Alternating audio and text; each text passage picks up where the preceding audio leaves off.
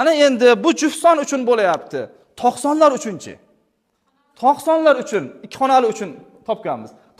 Toq son ayting, boshi juft, keyingisi toq bo'lsin. Masalan, olaylik 67 ni olaylik, ko'paytiramiz 5 ga. 6 ning yarmi 3, 7 ning yarmi necha? 3 yarmi. Shu virgulni olib tashlaymizligini 35 yozamiz. Tekshirib ko'ring, to'g'ri chiqarmikan. 67 ni 5 ga. Tezroq. To'g'ri chiqyaptimi? Yana birorta son ayting. 20 masalan 9, 5 ga ko'paytiramiz. Qani yordam bering. 2 ning yarmi 1, 4 ning yarmi 9 ning yarmi 4 yarmi? Demak, virgulni olib 45 yozamiz. 145. To'g'ri kelyaptimi? To'g'rimi? Endi eng qizig'i ikkalasi ham toq bo'lsa-chi, ana shu joyini hozir 123 bilan topdik. Qizig'i mana bunday. Ikkita juft toq son aytamiz. 75 mana. Shuni 5 ga ko'paytirishimiz kerak. Ko'ryapsizmi? 7 ning yarmini olamiz.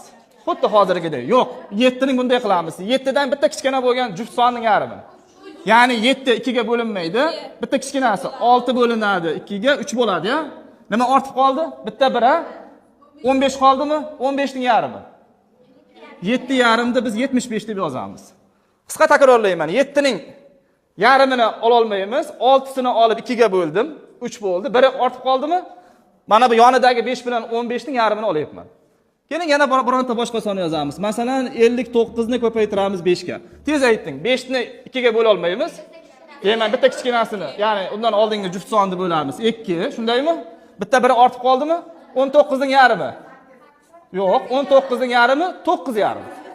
9 yarmni biz 95 deb yozib qo'yamiz. Tekshirib ko'rish to'g'ri chiqadimi? To'g'rimikan? Ana ikki xonali sonlarni 5 ga ko'paytirish uchun bir ajoyib metodika. Og'zaki ko'paytirish usullariga. Yoqdimi? Ana shunaqangi yangi g'oyalar topib kelishni sizlarga tavsiya qilib qolaman. Kimdir topib kelsa, uni birgalikda rivojlantirib, yana hammaga o'rgatamiz.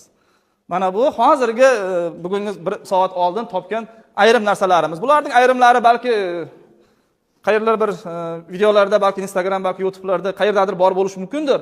Lekin men juftini ko'rgan edim, to'g'risi. Mana bu toqlarini biz hozirgina bundan 1 soat oldin 123 bilan birgalikda o'ylab topdik.